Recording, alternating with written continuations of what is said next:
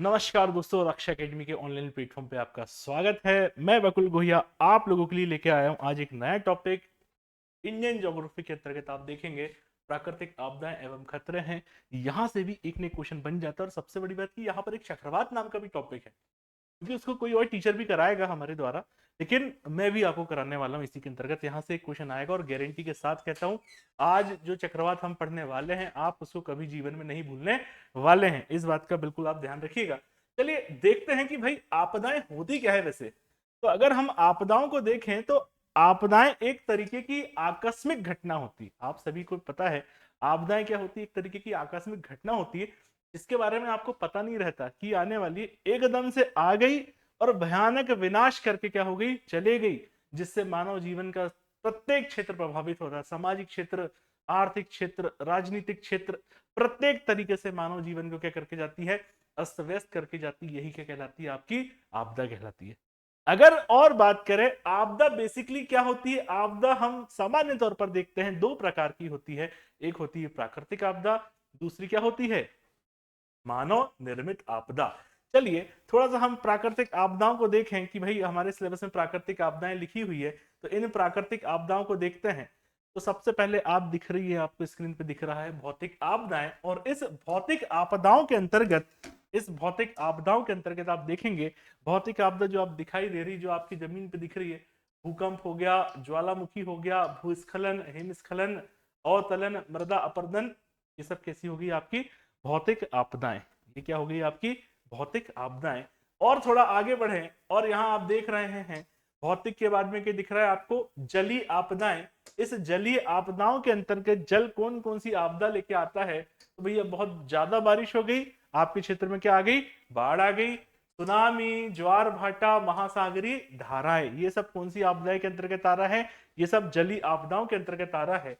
और एक और क्या दिखाई दे रहा है आपको, या वायुमंडलीय घटनाएं। और इस वायुमंडलीय घटनाएं में चक्रवात, चक्रवात, सूखा, बारिश नहीं हुई, सूखा पड़ गया आपके क्षेत्र में, ओलावृष्टि, पाला, लू, शीतलहर, टॉर्नेडो, चक्रवात, तड़ित, ये सब एक तरीके के क्या है, चक्रवात के प्रकार हैं। तो ये सब क्या है भैया, आपकी वायुमंडलीय घटनाओं से प्रदर्शित होते हैं या दिखाई देते हैं, संचालित होते हैं। चलिए थोड़ा सा और देखिए कि भाई भारत की आपदा परिच्छेदिका देखते हैं कि कितने परसेंट क्या क्या है, दिखाई दे रहा है आपको। तो भारत का लगभग 50% क्षेत्र, भारत का लगभग 50% क्षेत्र जो है मध्यम से उच्च भूकंप से क्या है, ग्रसित है। मतलब ऐसा जो 50% भारत का क्षेत्र है वहां पर मध्यम से लेके तो उच्च स्तर के भूकंप आ सकते हैं, जो तबाही बहुत बुरी तरीके से ला सकते हैं। भारत का 12% भूमि बाढ़ एवं अपरदन से क्या है, प्रभावित है। कितने परसेंट, 12%। और भारत का 68% कृषि क्षेत्र भूमि क्या है, सूखा ग्रसित क्षेत्र के अंतर्गत है। ये कुछ थोड़े से हमारे आंकड़े आपको जानना चाहिए, नहीं भी जानोगे तो कोई वाली बात नहीं। और थोड़ी सी बात कर रहे हैं हम यहाँ पर, यहाँ देख सकते हैं आप, भारत का 12% भूभाग भूस्खलन से प्रभावित है। मतलब ये ऊपर वाला आपका बेल्ट आ जाएगा। भारत का 35% वन जंगल की आग से प्रभावित। आपने देखा होगा कि उत्तराखंड में सर्वाधिक आग लगी थी पिछले साल, क्योंकि नैनीताल के आसपास के जंगल पूरे जल चुके थे। लगभग 35% ऐसा हिस्सा है। और एक और है भाई, भारत की 5700 किलोमीटर तट रेखा चक्रवात से प्रभावित है। कितने, 5700 किलोमीटर की जो तट रेखा है, समुद्र के किनारे वाली रेखा, वो चक्रवात से प्रभावित है। आप देख रहे होंगे जो पहले आपके चक्रवात आते थे, है ना, इस बेल्ट में ज्यादा आते थे, अब धीरे धीरे ये वाले बेल्ट में भी चक्रवात आपके आना शुरू हो गए हैं। मतलब पहले पूर्वी क्षेत्र में ज्यादा आते थे, अब पश्चिमी क्षेत्र में भी धीरे धीरे चक्रवात आने लगे हैं। चलिए कुछ और बात करें फैक्ट की। यूएन ने 1989 में 13 अक्टूबर से, मतलब यूएन मतलब यूनाइटेड नेशन द्वारा 13 अक्टूबर 1989 से आपदा न्यूनीकरण दिवस मनाने का फैसला कर लिया गया था। तो अगर आपसे पूछा जाए आपदा न्यूनीकरण दिवस कब मनाया जाता है, तो आप बताएंगे 13 अक्टूबर को मनाया जाता है। कब, 13 अक्टूबर को आपदा न्यूनीकरण दिवस कब मनाया जाता है, 13 अक्टूबर को। और 13 से एक और क्या आंकड़ा याद आना चाहिए आपको, पटाउ सिंड्रोम, वो आगे आपको आने वाली क्लास में दिखाई देगा। 1990 का जो दशक था आपदा प्रबंधन दशक घोषित कर दिया गया था। कब, 1990 का जो दशक था आपदा प्रबंधन दशक घोषित कर दिया गया था। अगला क्या है, भारतीय मौसम विज्ञान विभाग की स्थापना 1875 में की गई। कब? 1875 में भारतीय मौसम विज्ञान विभाग की स्थापना 1875 में नई दिल्ली में की गई थी। 13 अक्टूबर आपदा न्यूनीकरण दिवस। 1990 का जो दशक था, इसको आपने आपदा प्रबंधन दशक घोषित किया। भारतीय मौसम विज्ञान विभाग की स्थापना 1875 में की गई थी। चलिए आगे देखें आप। भारतीय उष्ण कटिबंधीय मौसम विज्ञान संस्थान 1962 पुणे। मौसम विज्ञान संस्थान 1962 पुणे। कौन सा वाला? उष्ण कटिबंधीय। 82% भारतीय आबादी प्राकृतिक खतरे के क्या है? नजदीक, इसलिए एनवायरमेंट को बचाए। अगला देखें आप। आपदा प्रबंधन जो है 10वीं पंचवर्षीय योजना में आई थी। आपदा प्रबंधन की जो अवधारणा है 10वीं पंचवर्षीय योजना के अंतर्गत आई थी। याद रखिएगा, अच्छा फैक्ट है ये भी। ठीक है, तो यहां से कुछ फैक्ट आपको दिखे, आपको याद करना है। 13 अक्टूबर वाला 1990 का जो दशक है, भारतीय मौसम विज्ञान विभाग की स्थापना कब की गई थी? 1875 को की गई थी। ठीक है, और भारतीय उष्ण कटिबंधीय मौसम विज्ञान संस्थान 1962 पुणे। 82% आबादी प्राकृतिक खतरे के नजदीक है। और आपदा प्रबंधन कब आया था? 10वीं पंचवर्षीय योजना के अंतर्गत आई थी।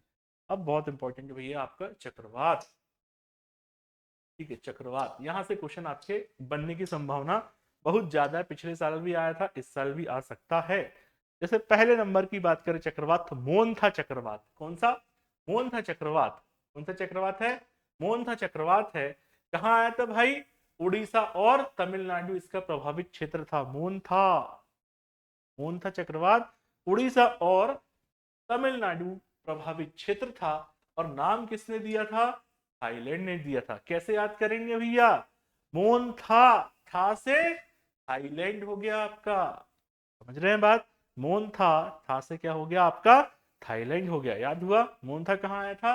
मोनथा आया था आपका उड़ीसा तमिलनाडु में। प्रभावित क्षेत्र कौन सा हुआ इसका? प्रभावित क्षेत्र उड़ीसा तमिलनाडु। नामकरण किसने दिया? था से क्या हो गया ये आपका? थाईलैंड। मोनथा थाईलैंड, उड़ीसा और तमिलनाडु। बात समझ में आई? ठीक है, अगला है यास। यास उड़ीसा और पश्चिम बंगाल। यास, यास उड़ीसा और पश्चिम बंगाल। यास उड़ीसा और पश्चिम बंगाल। ये किसने नामकरण किया था इसका? ओमान ने इसका नामकरण किया था। यास कहाँ आया था? उड़ीसा। और उड़ीसा के से आज से ही याद रख लो, नाम किसने दिया था? ओमान ने दिया था। ठीक है, नाम किसने दिया था? ओमान ने दिया था यास। ठीक है, यास बराबर मास, ऐसे करके कुछ भी याद कर लो ट्रिक बना बना के। यास बराबर मास। मास क्या खा रहे भैया? ओमान वाले लोग बहुत ज्यादा मास खाते हैं। तो यास नामकरण किसने किया था आपका? ओमान ने किया था। मोन था तो भूलोगे ही नहीं। था से थाईलैंड आ गए डायरेक्ट। प्रभावित क्षेत्र उड़ीसा, उड़ीसा यास का भी उड़ीसा और पश्चिम बंगाल। गुलाब उड़ीसा और आंध्र प्रदेश। उड़ीसा तो भैया अभी तक कॉमन ही आया आपके, मोन्था में भी, यास में भी, और अगला गुलाब। ठीक है, उड़ीसा और आंध्र प्रदेश। ठीक है, हम है भारत देश के निवासी, हम में गुलाब ही गुलाब है। हमें क्या, भारत देश के निवासी, तभी तो आए ना चक्रवात यहाँ। ठीक है, उड़ीसा आंध्र प्रदेश में। तो चक्रवात कौन भेजेगा? कांटा। कांटा कौन है? पाकिस्तान। तो भैया याद रखिएगा, गुलाब है हम, भेजेगा कांटे कौन अपने लिए? कांटा एक ही इंसान भेज सकता है, पाकिस्तान। तो आप बता देंगे भैया गुलाब जो नाम दिया किसने दिया है? पाकिस्तान ने दिया है। प्रभावित क्षेत्र कौन सा है यहाँ पर? उड़ीसा और आंध्र प्रदेश। उड़ीसा और आंध्र प्रदेश। चलिए, रेमेल। ठीक है, पश्चिम बंगाल। रेमेल पश्चिम बंगाल। रेमेल कहाँ आया था? छोटी छोटी रेल कहाँ चल रही है आपके? रेल कहाँ चल रही है? छोटी छोटी पश्चिम बंगाल में चल रही है। तो भैया पश्चिम बंगाल। और ओमान इसका क्या था? नामकरण किसने किया था? ओमान ने किया था। नामकरण किसने किया था? ओमान ने किया था। ओमान ने किया था। रेमेल पश्चिम बंगाल, ओमान। ठीक है, मिच योंग। ठीक है, तमिलनाडु। माँ से मिच, माँ से म्यांमार। माँ से मिच, माँ से म्यांमार। माँ से मिच, माँ से म्यांमार। प्रभावित क्षेत्र क्या था? तमिलनाडु। अब जैसे सिंगल वाले जो प्रभावित क्षेत्र बिल्कुल याद रखना, मिच तमिलनाडु, म्यांमार। रेमेल छोटी छोटी रेल कहाँ चल रही है? पश्चिम बंगाल में चल रही है। नाम किसने दिया था? तो नाम बता देंगे आप, ओमान ने दिया था। दाना। ठीक है, दाना की बात करें, ओडिशा और पश्चिम बंगाल। कतर का दाना। दाने को कैसे खा रहे हैं आप? कतर कतर के खा रहे हैं। दाने को कैसे खा रहे हैं?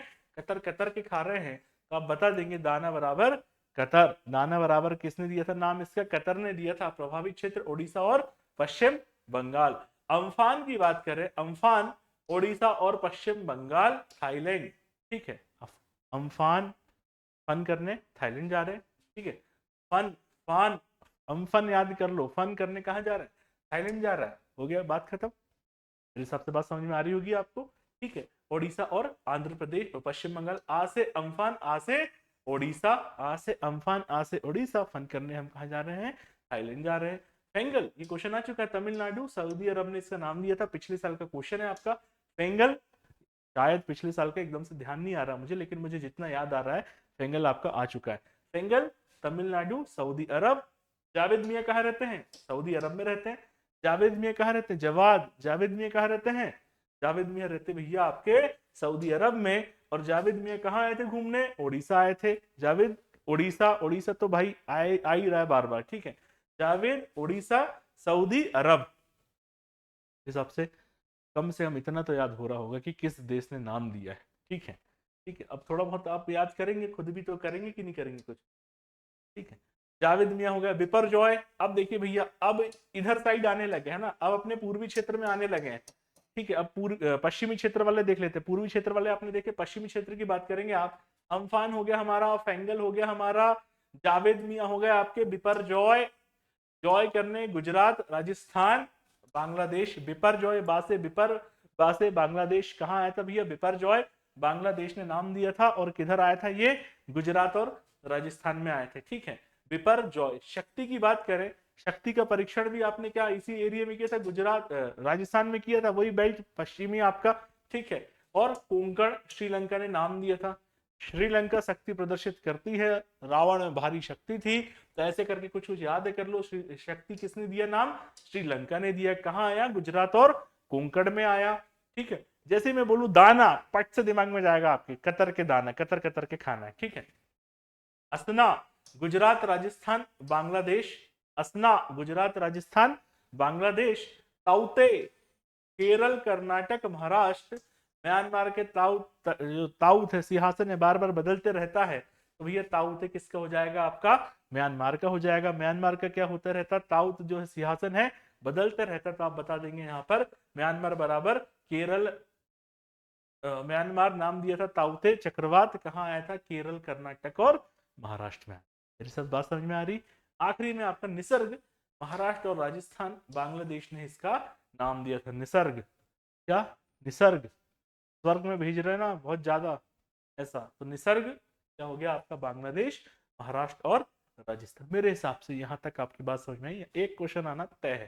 ठीक है, मोन्था किसने दिया था? मोन्था नाम फट से बताना। मोन्था किसने दिया था से थाईलैंड हो गया। ओडिशा और तमिलनाडु आ सकता है मोन्था आपका, है ना। एकदम प्रीमियम प्रश्न है। भूकंप जब आता है कौन सी गैस निकलती भैया? भूकंप जब आता है आप सभी को पता है रेडॉन गैस का उत्सर्जन होता है। सिस्मोग्राफ क्या है? भूकंप मापक यंत्र है जो तरंगों को रिकॉर्ड करता है, सिस्मोग्राफ। ठीक है, चलिए और देखेंगे। ठीक है, रिएक्टर स्केल क्या है? भूकंप का परिमाप मापता है। खोज किसने करी थी? चार्ल्स रिएक्टर ने करी थी। किसने करी थी? रिएक्टर स्केल की खोज किसने करी थी? तो आप बताएंगे चार्ल्स रिएक्टर ने इसकी खोज करी थी। चार्ल्स रिएक्टर ने इसकी खोज करी थी। चलिए और देखें, बढ़े आगे। मार्केली स्केल की बात करें हम यहाँ पर, मार्केली स्केल में क्या है? तीव्रता मापन यंत्र है। खोज किसने करी थी? मार्केली ने करी थी। ठीक है, ये कुछ स्वदेशी टेक्निक है। एकरा असम ने बनाई है भूकंप से बचने के लिए। भोंगा कच्छ, धज्जी जम्मू कश्मीर। सुनामी की बात करें भाई, सुनामी ये देख सकते हैं आप, कहाँ आती सुनामी? समुद्र में आती है। कारण वर्णन आपको पता है। ठीक है, ये कुछ चेतावनी केंद्र है सुनामी के चेतावनी केंद्र की बात करें आप, तो ये रहे आपके सुनामी के चेतावनी केंद्र। INCOIS, INCOIS भारतीय राष्ट्रीय महासागर सूचना सेवा केंद्र। ये कहाँ है भैया? आपका हैदराबाद में है। कहाँ पर है आपका? हैदराबाद में। सुनामी सूचना केंद्र, महासागर सूचना केंद्र कहाँ है आपका? हैदराबाद में है। महासागर सूचना केंद्र कहाँ है? फट से बताएंगे आप, हैदराबाद में है। चलिए, ये कुछ सुनामी क्षेत्र हैं। नैनसेंट सीमा, टागोस द्वीप समूह, सब हिंद महासागर के हैं। मकरान अरब सागर वाला है Makran. Indo Burmese zone Bharat Burma plate में है। अंडमान निकोबार एवं सुमात्रा द्वीप। याद करना करना, नहीं करना मत करना, कोई दिक्कत वाली बात नहीं है। ये वाला पॉइंट आपको याद रहना चाहिए। जो याद करने वाले पॉइंट है मैं बिल्कुल आपको बताते चल रहा हूँ, कौन से याद करना है कौन से याद नहीं करना है। ठीक है, परेशान नहीं होना है आप लोगों को। चलिए थोड़ा सा और बढ़े आगे हम। ठीक है, ये कुछ अब देखिए यहाँ से थोड़ा इंपॉर्टेंट बात शुरू हो जाती है। आपदा प्रबंधन की बात करें तो भाई आप सभी को याद होगा कि 2004 का जो वर्ष था, भीषण सुनामी आई थी 2004 के वर्ष में। उसी को दृष्टिगत रखते हुए अगले एक साल के अंदर ही 26 दिसंबर 2005 को राष्ट्रीय आपदा प्राधिकरण अधिनियम 2005 को हमने क्या कर दिया, लागू कर दिया। कब लागू किया? 26 दिसंबर 2005, राष्ट्रीय आपदा प्रबंधन अधिनियम 2005। ठीक है, इसके अंतर्गत क्या क्या किए भाई हमने? बहुत सारे काम किए, जैसे संस्थागत ढांचे का हमने निर्माण किया। इसके अंतर्गत क्या किया हमने? ये एक आपका राष्ट्रीय स्तर पर हो गया, एक आपका राज्य स्तर पर हो गया, एक आपके जिले स्तर पर हमने ये प्राधिकरण की स्थापना करी। जैसे एनडीएमए राष्ट्रीय आपदा प्रबंधन प्राधिकरण, एसडीएमए राज्य आपदा प्रबंधन प्राधिकरण और डीडीएमए जिला आपदा प्रबंधन प्राधिकरण। वित्तीय स्थिति को भी मजबूत करने के लिए एनडीआरएफ राष्ट्रीय आपदा राहत कोष, एसडीआरएफ राज्य आपदा राहत कोष का हमने क्या किया, स्थापना करी। और एक ये बल भी होता है, ऐसा नहीं बोलना कि सर एफ से क्या फंड भी हो गया और एफ से फोर्स भी हो गया। ठीक है, दोनों बात याद रखिएगा। राष्ट्रीय आपदा प्रबंधन नीति की हम बात करें, एक आई थी 2009 में और दूसरी आई थी 2016 में। एक 2009 में, दूसरी 2016 में। अधिनियम कब पारित किया गया? 23 दिसंबर 2005 को पारित किया गया था। कुछ तथ्य और देख लेते हैं फटाफट, क्या तथ्य आपको दिखाई दे रहे हैं, देखिए। ठीक, पीएम नेशनल रिलीफ फंड की बात करें 1948 में इसका गठन किया गया था, और दूसरी की बात करें 2020 में नरेंद्र मोदी जी द्वारा ये किया गया था। एनडीएमए 23 दिसंबर 2005, एनडीएमए 23 दिसंबर 2005, अधिनियम 2005 की धारा 3 के अंतर्गत इसका गठन किया गया था। अधिनियम 2005 की धारा। अध्यक्ष कौन होते हैं भाई इसके? प्रधानमंत्री हो रहे हैं। और सदस्य अधिकतम कितने हो सकते हैं? 9 हो सकते हैं। सदस्य कितने हो सकते हैं? 9 हो सकते हैं।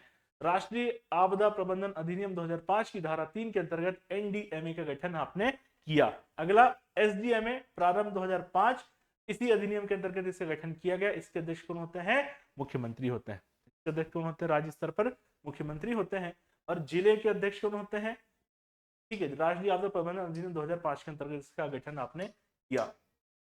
जिला कलेक्टर ही होते होंगे, और कौन होगा? ठीक है, अगला देखेंगे आप, यहाँ पर क्या लिखा? राष्ट्रीय आपदा प्रतिक्रिया बल। राष्ट्रीय आपदा प्रतिक्रिया बल एनडीआरएफ की बात कर रहे हैं आप। स्थापना 19 जनवरी 2006। राष्ट्रीय आपदा प्रतिक्रिया बल 19 जनवरी 2006। एनडीएमए अधिनियम 2005 की धारा 44 के अंतर्गत इसका गठन किया गया था। ठीक है, वर्तमान बटालियन 16 है, ये सब देख लेंगे। मध्य प्रदेश 11वीं बटालियन मुख्यालय वाराणसी, ये सब आप देख सकते हैं। ठीक है, और क्या है भाई इसमें आखिरी के टॉपिक दिख रहा है, राष्ट्रीय आपदा प्रबंधन संस्थान स्थापना अक्टूबर 2003 धारा 42 के अंतर्गत। थोड़ा बहुत आप खुद भी देखिएगा इसको, कोई दिक्कत वाली बात नहीं है। मेरे हिसाब से जितनी बात मैंने अभी तक आपको बताई है उतनी बात आपको समझ में आ चुकी होगी। ठीक है, उतनी बात आपको समझ में आ चुकी होगी। अब देखिए, राष्ट्रीय आपदा प्रबंधन संस्थान की बात करें तो इसके अध्यक्ष कौन है भाई साहब? इसके अध्यक्ष केंद्रीय गृह मंत्री हैं। इसके अध्यक्ष कौन है? केंद्रीय गृह मंत्री हैं। अगला देखेंगे आप, राष्ट्रीय आपदा जोखिम न्यूनीकरण मंच। कौन सा? राष्ट्रीय आपदा जोखिम न्यूनीकरण मंच। इसका जो गठन है 2013 में किया गया। इससे गठन कब किया गया? 2013 में किया गया। इसके अध्यक्ष कौन है? केंद्रीय गृह मंत्री। इसके अध्यक्ष कौन है? केंद्रीय गृह मंत्री। सदस्य कितने हैं? 15 कैबिनेट मंत्री प्लस ये। ठीक, अंतरराष्ट्रीय ढांचे की बात करें तो 1990 में याकोहामा सम्मेलन जापान में आयोजित किया गया था। कब? 1990 में। 2002 में जोहान्सबर्ग में साउथ अफ्रीका में सम्मेलन आयोजित किया गया। ठीक है, और 2015-2030 सेंडाई फ्रेमवर्क जापान में हमने आयोजित किया। इसके अंतर्गत कुछ बिंदुओं को भी इसमें शामिल किया गया था। ये कुछ बातें हैं, तो ये आप थोड़ा सा ध्यान रखिएगा। इसका पीडीएफ आप निकालेगा, पीडीएफ से एक क्वेश्चन तय है। इस पीडीएफ में से एक क्वेश्चन पक्का मान के चलेंगे आप। ठीक है, अब हो सकता है कई लोगों को क्लास समझ में नहीं भी आई होगी, कोई बात नहीं। पीडीएफ निकालिए, इसका पीडीएफ पढ़ें। क्योंकि देखिए जो डिटेल्ड क्लास है ना, ये टॉपिक ऑटोमेटिकली अपने आप में 2 से 3 दिन के टॉपिक हैं। इसको हमने 20 मिनट में कवर करने की कोशिश की है। इसका आपको छोटा सा पीडीएफ देने की कोशिश की 2 पेज का, ताकि आप लोगों को क्या कर सके, ये सीधे पीडीएफ निकालिए, पहले एक बार क्लास देख लो, कम से कम कुछ तो मिल जाएगा क्लास के अंतर्गत। अरे चक्रवाती याद हो गए ना, और वही आ गया, मूनथई आ गया ना, या अम्फानी आ गया कि अम्फान नाम किस देश ने दिया था। तो आई एम फन, फन करने कहाँ जा रहा हूँ, थाईलैंड जा रहा हूँ। मून था से थाईलैंड, तो भैया दाना, कतर के दाना, ठीक है, जावेद मियाँ कहाँ रहते हैं। तो आप भाई ये सब बातें आपके एक नंबर बढ़ाने में बहुत रोल दे सकती है। यही हमारा उद्देश्य था रट्टामार सीरीज लाने का एकमात्र, ठीक है। तो आपको ये पीडीएफ कहाँ मिलेगा, तो आपको पीडीएफ कहाँ मिलने वाला है, रक्षा एकेडमी के टेलीग्राम चैनल पर आपको पीडीएफ मिलने वाला। पीडीएफ निकालो, धूमधाम से पढ़ो और एक नंबर बढ़ाओ।